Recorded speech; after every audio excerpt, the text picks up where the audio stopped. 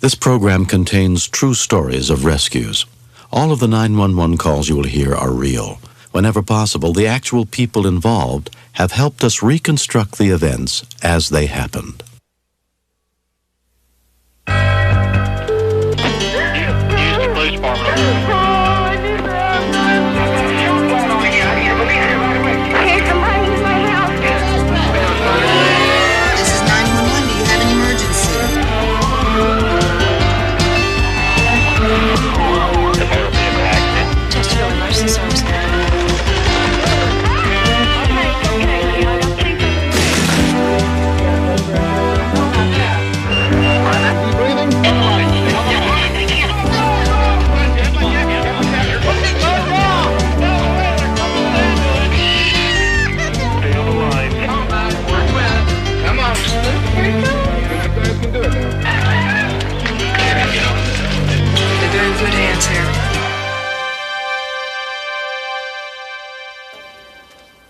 Survival in a life or death emergency is often determined by decisions people make who don't even know the victim.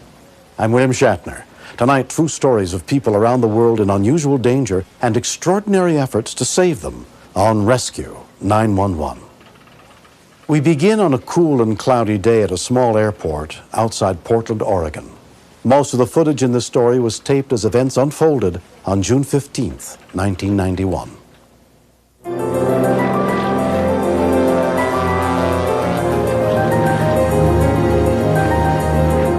Stunt pilot Jim Franklin is a legend in the world of air shows.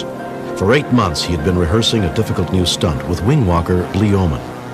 At the Rose Festival Air Show, 40,000 people would see it. We know there's certain risk involved, and especially before a new stunt.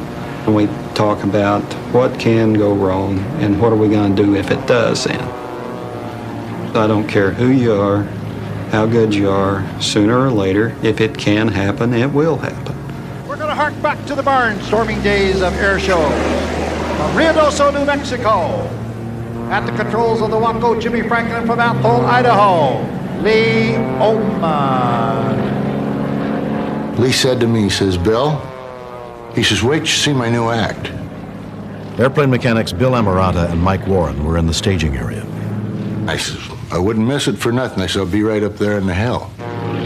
Basic speeds in excess of 180 miles an hour and forces of 6 times that of gravity. Oman will do his routine through loops, rolls, and hammerheads. He's one of the most incredible pilots I've ever seen. The guy just wears an airplane, he doesn't fly it. The weather conditions weren't very good. We had rain squalls, a little bit of wind, and for Jim up there, I'm sure it was pretty bumpy. Because Lee Oman is making a move. Where do you suppose Lee is going to go?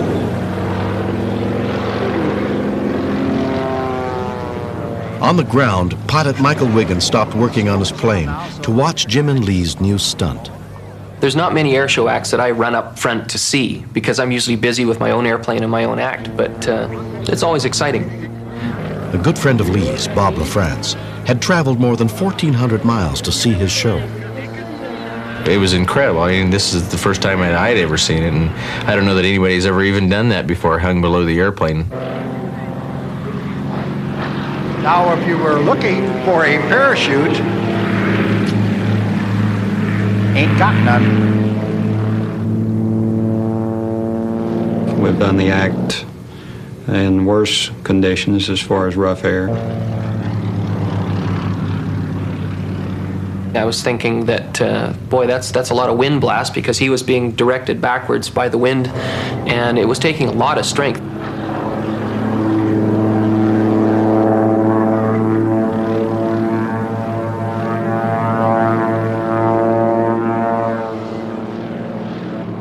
They hit this bump, and all of a sudden, he was at the end of the cable. Well, the invisible wires come into play, I guess. I knew immediately it was not part of the act.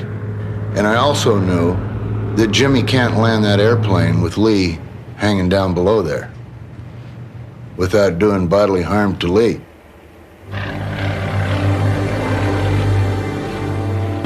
When we continue, My major concern was gas, because Jimmy had been up there for quite a while, and an airshow performer doesn't carry too much extra fuel.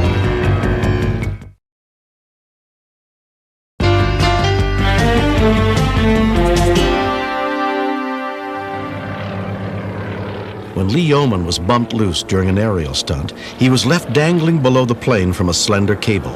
At 80 miles an hour, the wind was so strong, he could not pull himself up to safety, and the pilot could not land while he was hanging beneath the wheels. Wing walker turn. Wing walker, are you on? Go ahead. Is there a problem? Yeah, we're going to take a little bit here. Okay, let us know if there's anything that we can do. I have a window in the belly of the airplane. You know, I can see, obviously, his arms, legs, everything's working okay. We don't do anything without an escape route or a back door, so to speak. The key to survival in this business. And if I didn't get it done soon, then he may become so exhausted that he can't help me to get him back up. The first thing we had planned on was a negative G push, where I would push the airplane over and it'd create a negative G and cause him to float up to the belly of the airplane.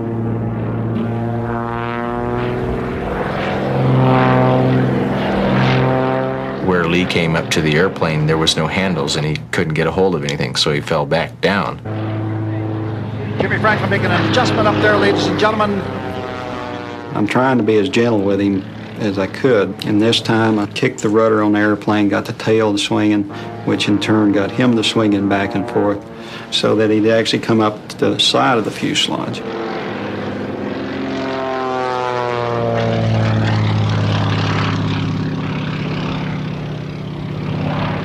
Didn't make it.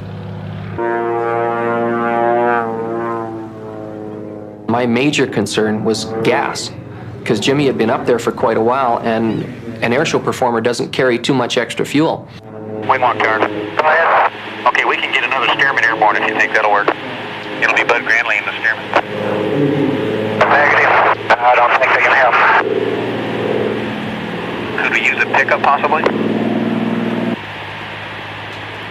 Yeah, let's get a truck out there. Okay, we'll do it.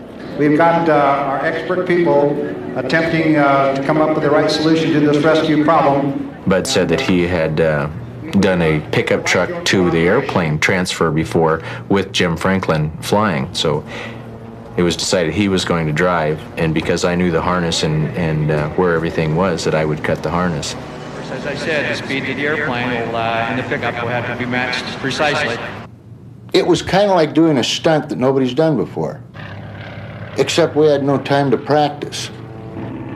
Get a good sharp knife and have the guy in the back of the pickup to cut this thing when we get him in. You got it. Make it fast. We had to get it done within the length of the runway because the truck obviously had to stop at the end. The serious what if is what if we cut the cable halfway through and Jimmy had to take him around again, and now he's only got a half a cable. Lee had already been buffeted for more than 15 minutes in wind-chill temperatures below freezing. He was really getting weak in the air. You could tell by the way he was turning and twisting in the wind. So I was really worried that Lee wasn't going to be able to provide virtually any help at all in the rescue. I had a radio in my hand, so that naturally made me the shotgun guy in the other vehicle, and I was going to call height and speed and maybe direction if we needed it. We're going to have two vehicles, one beside the other, and that way you can look out the side of the airplane to gauge your speed. That's good. Michael, let's hurry as much as you can.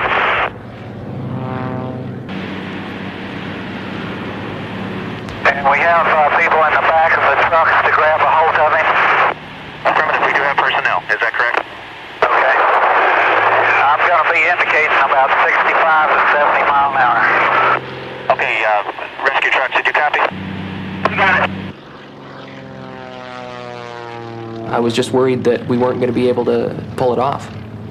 Being able to match the speeds of the airplane and the vehicles on the runway, that's a very difficult thing to do. Jimmy Franklin came down in the Waco, just virtually on the edge of a stall. Are we ready? We're ready. Okay, start rolling. Start rolling.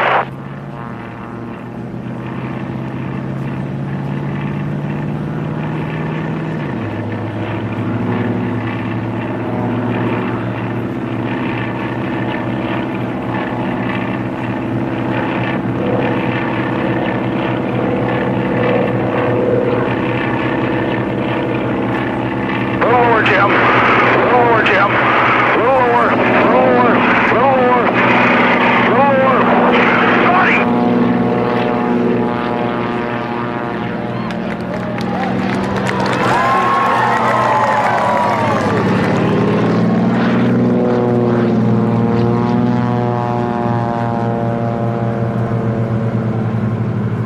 Bill Amaretta got a hold of Lee and just has this big bear hug on him, and so I leaned over and I grabbed Lee's shoulder. I said, "Lee, you okay?" And he said, "Yeah, but I can't move."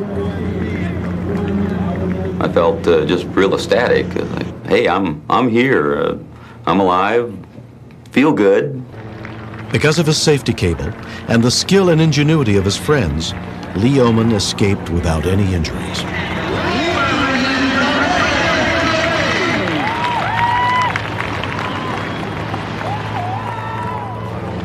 Good job, Jimmy.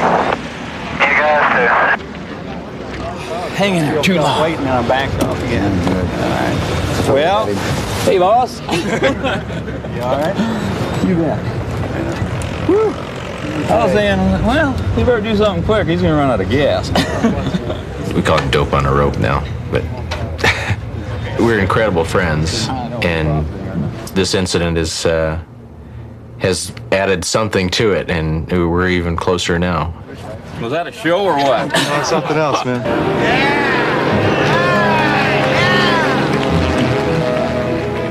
We went back to the drawing board and drew up some new safety devices, and they're in place now, and we're doing things now that make that hanging down on the bar look simple.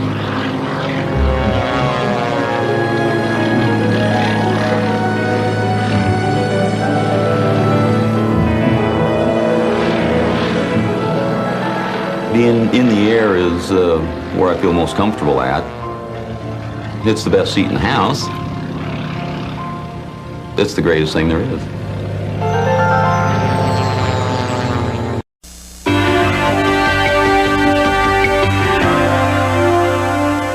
When tragedy struck a young Russian boy in September of 1990, strangers from across the world united to attempt a rescue that had never been done before. It's a story that reminds us all that when a child's life is at stake, there are truly no boundaries. In a remote part of Siberia lies the wind-blown seaport of Magadan. Every afternoon when school lets out, children who live in this mining center head for home, including 8-year-old Anton Avdyenko and his friend Maxim Bulgakov.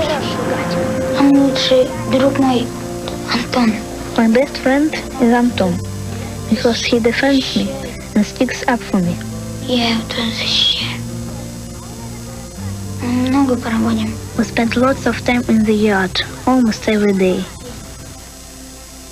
We're good friends.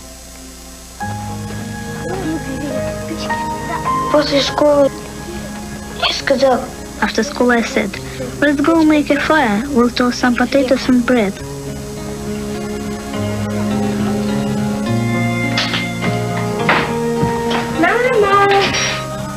Anna Avdyenko had just gotten home from work. Как мальчик, он очень шустрый. Anton's always into things. He always has a torn up knee or a bruise here and there. And he's very active. He's into everything, but nothing serious. Мама, я пошел гулять.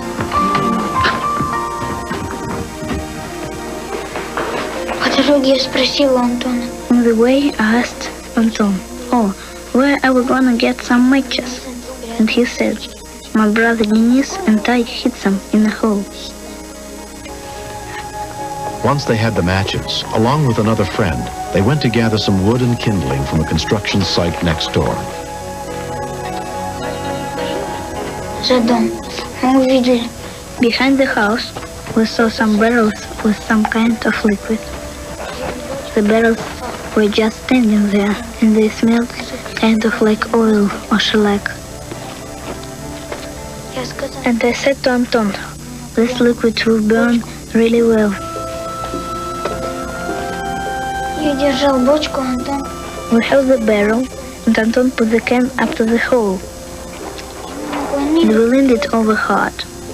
And the fluid came out very fast. It wet him from his knee to his elbow.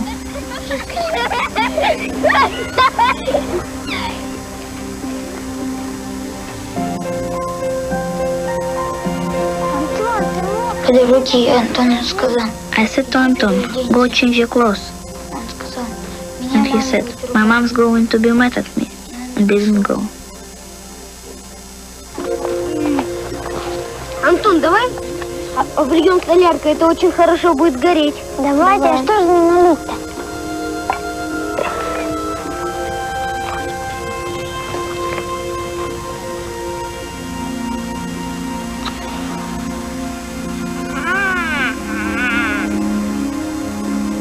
Давайте соберем попробуем. Sasha threw a piece of paper in the fire. The paper started burning the sticks, and then the stick caught fire with the fuel. Then we all sat down to toast our bread. On her way home with her young son, Irina Panasok noticed what the boys were doing. I went up and I told them, you're lighting a fire, and you know that's dangerous. You don't know what might happen. At that moment, I noticed that my son had kind of run far away from me. Антон, тебе нравится костер? Да. Тебе, Саша? Мне тоже. Осталось. And then a piece of paper that was in the fire flew out and landed on Anton's leg and started Anton's leg on fire.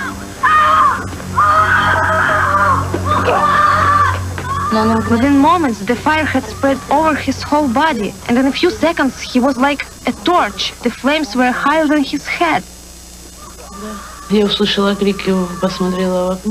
When I heard the screaming and I looked out the window, I saw a burning torch. I couldn't see his face because of the fire, but I could see his red cap, and I figured out it was Anton.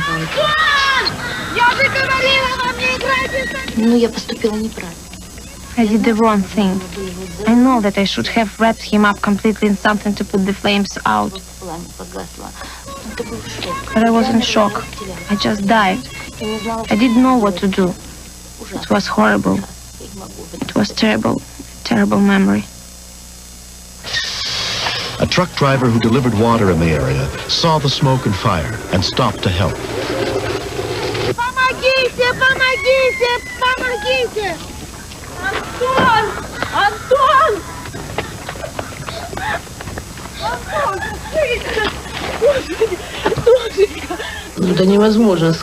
It's impossible to say how a mother feels when she's losing her child right in front of her eyes. It seems to me that my heart broke into little pieces and couldn't be put back together again. Anton said, "Mother, don't cry, it's my fault. It's all my fault." He kept saying, "Mommy, don't cry. Everything will be all right."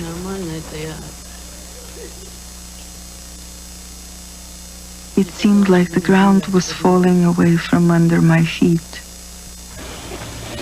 Unable to get help by phone, a close family friend flagged down a passing truck to drive Anton to the hospital. I was looking for the scissors for a long time, even though I knew perfectly well where they were. Everything was confusion.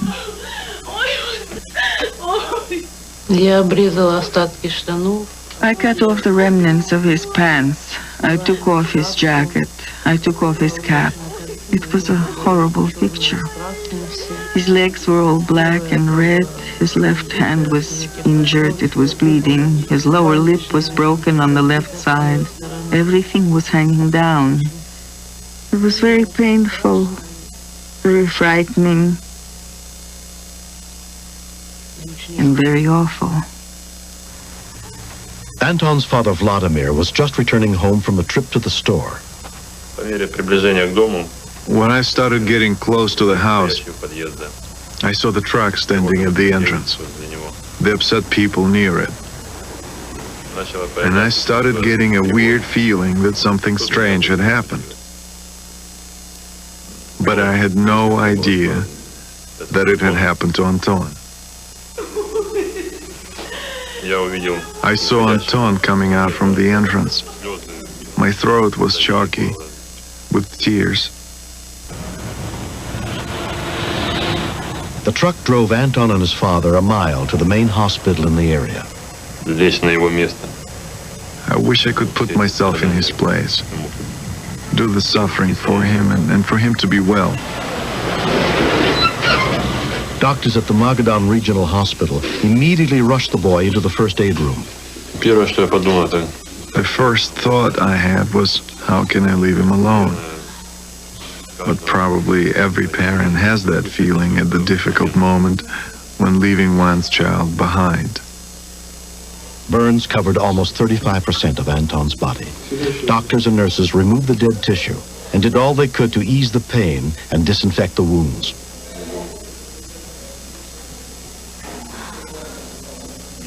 The first night when they took Anton to the hospital was difficult to take.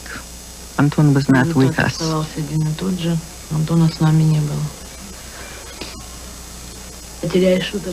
When you lose something precious, it seems that you're no longer alive. What is there left to live for?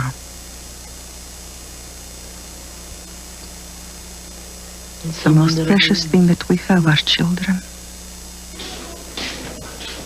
Most burn victims die of infection. To reduce that threat, Anton was isolated from all contact with the outside world, including his mother and father. Despite the best efforts of the local doctors, his condition began to deteriorate. On the third day, they told us that the burns were very serious, very deep. They told us that they had to try to send him somewhere to a burn center, since there are no burn specialists here. The nearest Soviet burn center with space for the boy was thousands of miles away in Moscow, and they had no means of safely transporting him in his weakened condition. It seemed to me that the doctors were beginning to prepare us for the worst, and that was because he might die. When we continue. He kissed this little boy goodbye. He didn't know when he would see his son again, and I couldn't reassure this dad that this little boy was going to be okay.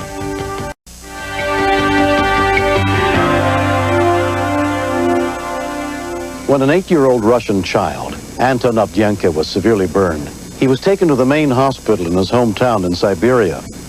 Though the local hospital did everything they could to help the boy, with each passing day his condition was growing worse.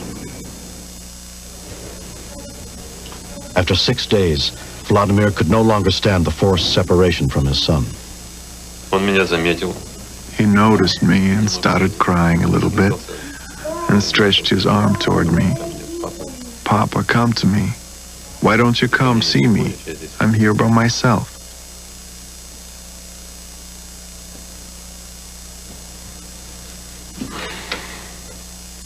Папа, подойди ко мне. Почему ты не подходишь? Не бойся, я совсем не страшно. I didn't pay any attention to the rules.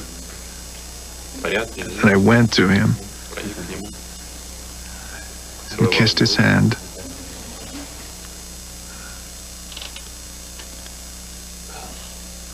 And asked him what he needs. What can I bring you? He asked for his favorite toy.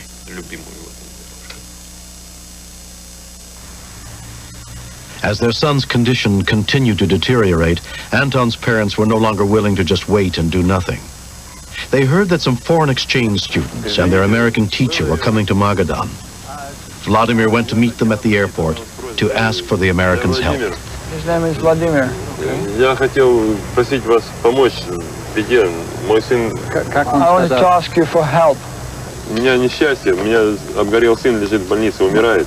I asked for help because my son got burned and now he's dying in the hospital. Ларри Рокхилл долго не раздумывал. Larry Rockhill didn't stop to think for very long. He told me there is a man in Alaska who can help. Maybe you have an opportunity to contact some American doctors you know who could help. One of the first people Larry called was the director of the Institute for Circumpolar Health Studies in Anchorage, Alaska, Dr. Ted Mala. We wanted to make sure that we could really help him, because if you really think about the reality of it, no one had ever brought anyone out of the Soviet Union that I know of into the United States for treatment directly. What's going on? What's the medical... While Dr. Mala tried to cut through the red tape to get official government permission, on her own, Betty Johnson worked day and night to find a burn center for Anton and the means to transport him. I worried that I would not be able to get anything done for this child before he died, because third-degree burns are very significant, and I was very worried that he would not make it. I felt that there was a possibility of failure, but I was going to give it my best shot. It took 3 days and hundreds of calls, but Betty managed to get the Shriners Burn Institute, the Rocky Mountain Helicopter Company, and the Providence Hospital Medevac team to provide Anton's care and transport for free. And Dr. Mala got both the U.S. and Soviet governments to grant full permission for the flight and even waive the visas. Marilyn Belanger was a flight nurse on the historic rescue attempt. The type of trip that we were going to do was not going to be anything different from the daily work that we do. But the destination was the exciting point. I had never been to the Soviet Union, so there was some apprehension going into new territory.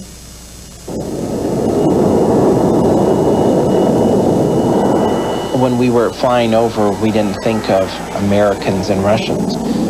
All we thought of was a patient and a life. After a 5.5-hour flight, they arrived in the Soviet Union. We did see an unusual sight when we landed, because usually there is a truck that says, "Follow me," but this time there was somebody on a bicycle with reflectors on and a flashlight, and basically this jet was following this guy on a bicycle to the place where we had to go and park. It was pretty amazing.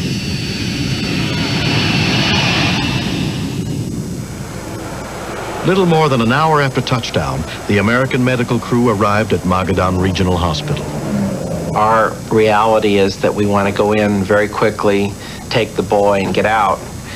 But the Soviet system is much different. When we got there, they wanted everyone to sit down and have dinner.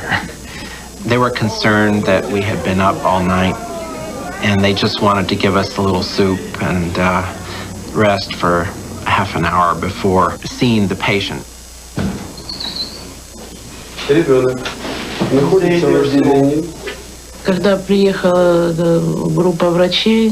When the group of doctors came with Ted Mala in charge, he explained that from Alaska, we would be sent to a hospital in Galveston. Well, for me, it was completely incomprehensible. I didn't know where Galveston is or what that is.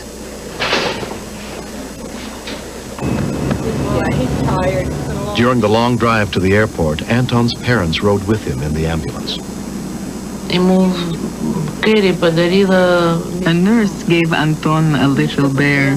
The bear was always with him. There's even a drop of Anton's blood on it. He loved it.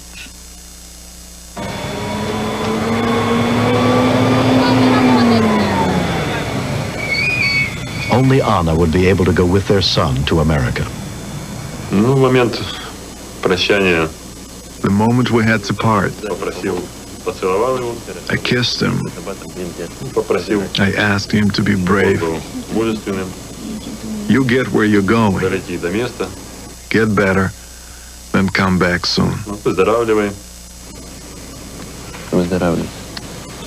He kissed this little boy goodbye. He didn't know when he would see his son again. And I couldn't do anything about it. I couldn't reassure this dad that this little boy was going to be okay and he would come back well. And still today, that's that's one of the moments that will stay with me for a long, long time.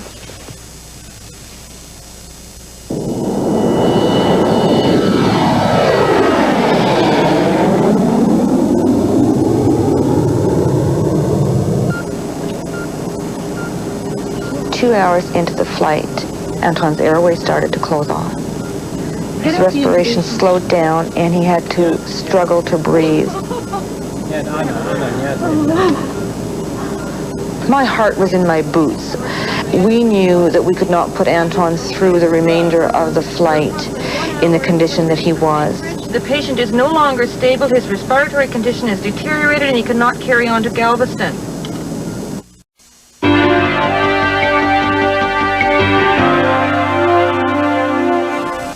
An emergency stop was made in Anchorage, Alaska, so Anton could be admitted to Providence Hospital and stabilized.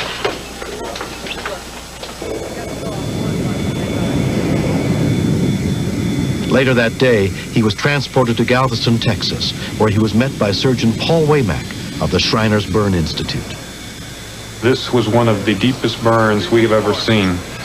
Most of the burn patients we receive within 24 hours of their burn injury.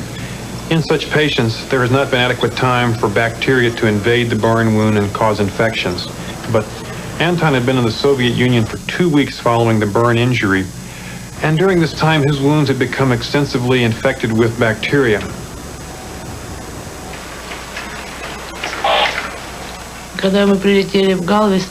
When we flew to Galveston, Dr. Waymack met us, and after they looked at him, they explained to me what they were going to do, how they were going to do it. It was all new to me, since our doctors never explain anything to anybody and don't tell you anything. I wondered, why are they telling me all this? I had such a strange feeling, but I liked it. Approximately 33% of Anton's body was burned, but what made this burn unique was the fact that the burn went all the way down through skin and fatty tissue to muscle and bone.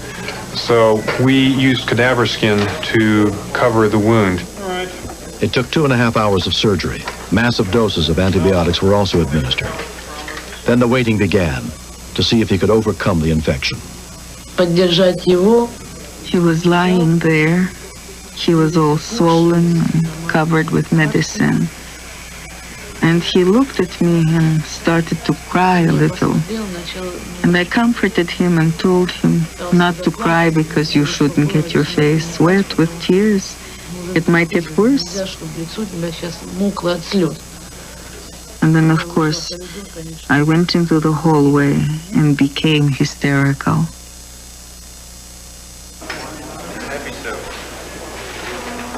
Anton's condition began to improve. 5 days after his arrival, doctors replaced the cadaver skin with grafts from unburned parts of his own body. Okay, we're going to save the best piece of skin for the face. I want the second best piece here for the hand. The depth of the burns was so great that in some areas we had to remove tissue all the way down to bone and tendon in order to find something that was alive and would accept the skin grafts. Hiccups, absence. 5 days later, occupational therapist Kathy Gross began the next stage of the boy's painful recovery process. Anton, like any other kid, can get upset with us when he's experiencing pain and often gets angry. Еще давай. 1, 2. He's a very motivated child, and I'm sure that 5 years from now, you'll look at him and you probably won't even be able to tell that he was burned. What?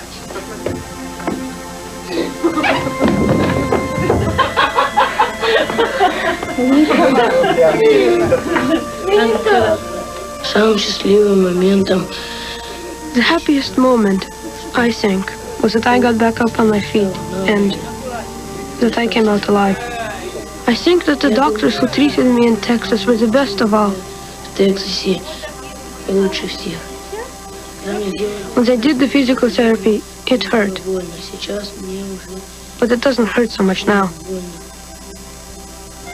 Okay, come on.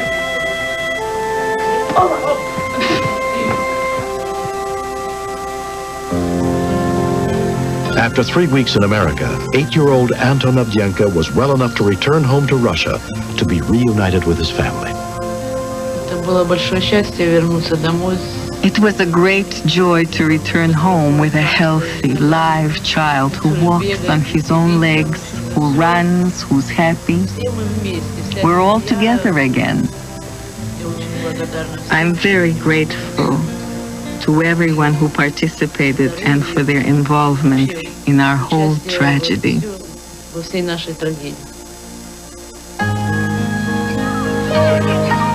Счастливы от встречи.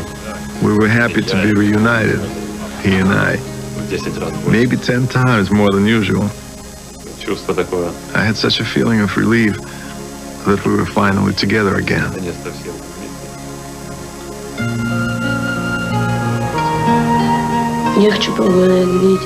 I want to thank all those people who helped me. All the people who gave me blood. And those who were able to give money, with which I was able to fly to America. And I learned that matches are a bad joke. I don't think I'm going to be playing with fire again. Now I feel very well. I got much better when I returned back home.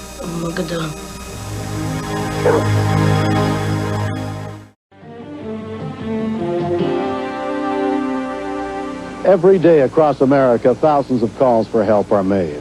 But few as bizarre as the one that came into the Los Angeles Police Department on the evening of July 11th, 1991.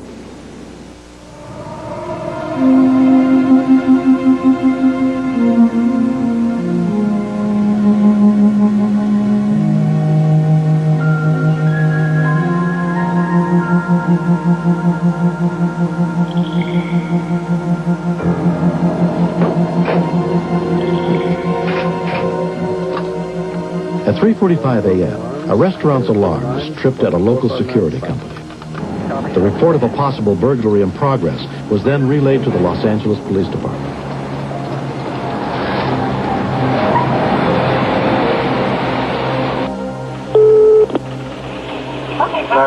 Sign 675, what are you reporting?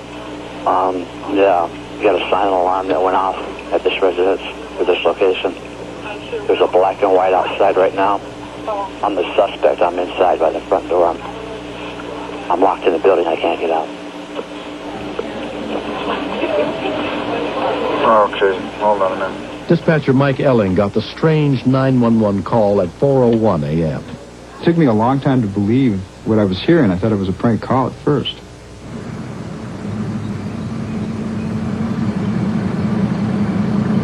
Okay, you work there? No. The black and white shining a light on me right now. Okay, what do you do there? I do nothing. I'm the robber. There's a black and white shine. This is crazy. This doesn't happen. People don't do this kind of thing. They don't break into a store without a thought of how to get out. By this time, I was looking at the location, and sure enough, there was a call there. I thought, oh, here's a chance to get back at a burglar. Why are you inside? They broke into the place. Okay, why are you calling me? Because I'm locked in and I can't get out. I'm looking at the two officers right now. Why don't you get out the way you went in? Because it was through the roof and I can't get out that way. I got two female officers approaching me. Okay. 581, come in. Do you work there? It took an extra minute to think that he was the burglar because he was on the telephone. What burglar is going to use a telephone? If you go in to steal something from a location, you're not going to stop to call your girlfriend. What are you wearing? I'm wearing blue jeans, black shirt. I got a description of him for the officers to make sure that he was the one that they saw. I'm in the front. I'm looking at two officers right now. Do they see you? Yeah, they're looking right at me through a plate glass window. 581, I have your suspect at Arturo's restaurant on the landline. Male Caucasian with blue jeans and black shirt. Is there anybody with you? I'm the only one. I'm the only one. The only one. There's nobody else in there with you? No, I broke in. Hang on, he's talking to the officers now, Dan. Officers Marcia Reyes and Kathy Marks didn't know quite what to make of the man. He appeared to be just real frustrated with the whole thing. You know, like, gee whiz, you know, I can't win kind of a situation. Roger, we see him and we can't get him. You want me to hang up? No, stay on the line. It was really difficult to keep a straight face. I had to try to let the guy know we were taking him seriously. We were going to get him out somehow. Put the phone down and put your hands on the counter. See, the officers can't get in to get you either. Okay, I'm going to put the phone down. The officer's requesting me to. Okay. Did you believe that? Dispatcher Elling called to get the restaurant owner to come down and unlock the building so they could get the suspect out. I guess if you were a criminal and you realize there's no way to get out of the criminal situation you've put yourself in, but ask the police to help you, knowing full well that they're going to arrest you as soon as they get you out of your problem, I get you. Was the oddest thing. He didn't find any money, and he couldn't figure out how to get out. None of us could figure out why he just didn't break one of the windows and go out that way, you know. Do you have any weapons? He seemed just more resigned to the fact that he got caught. So, yeah, it was real strange. It was like Candid Camera or something. We all appreciated the humor of the situation. It was pretty amusing. To call and say, the police are here, I'm the bad guy. Tell them not to shoot me. It's just not done. Poetic justice, that's what I think it was. He got in, he couldn't get out, he tripped an alarm, everything went wrong for that man. And I don't know if he could have planned for all that stuff, but he should have just stayed home and watched TV that night. When we were taking him to the station, I said, well, what do you do for a living? And he goes, well, this is it. And I said, well, I think maybe you better find a new line of work. You're not real good at this, you know. He says, yeah, I think you were right. The suspect pleaded guilty to commercial burglary and was sentenced to 6 months in jail and 3 years probation.